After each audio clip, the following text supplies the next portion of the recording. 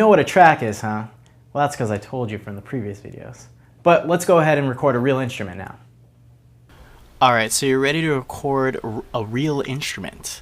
Now I'm going to show you how to record using my guitar as the real instrument. Now again, this can be anything that you have plugged into your interface or into the built-in input on your Mac. Whatever it is, let's go ahead and start recording it.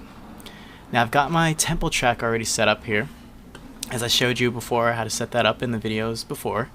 And I've got my track already open and set up.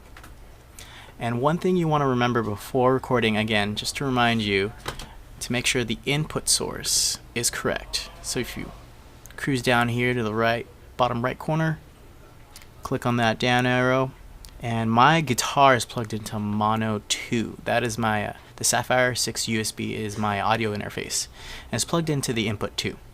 So just double check and make sure your input sources are correct. That way you can get a signal. So if I hit my guitar, or not hit it, but play it, see how that signal's coming in? Take a look over here. That's your meter level. So when you're recording a real instrument, you want to make sure that the level is about halfway or so.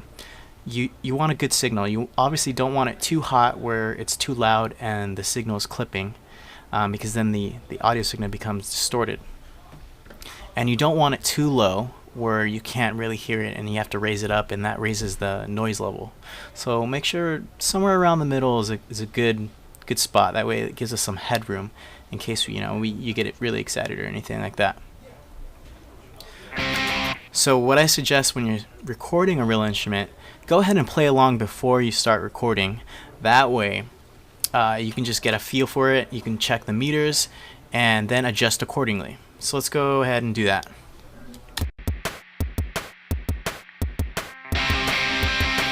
Alright, as you can see right away, I'm going to stop it. The signal was coming in too hot, so since I have this plugged in on my hardware, external hardware, I'm going to adjust the gain level. There's a gain level knob on your audio interfaces, and if you don't have an audio interface and you're using the built-in input, again, you just cruise down over here to the bottom right corner and you will adjust accordingly with this slider right here. Now this slider for me is grayed out because I'm using my external hardware, but if you are, once again, if you are using your built-in, it will not be grayed out and you'll be able to use it. Alright, so I lowered the gain down a little bit. Let's go ahead and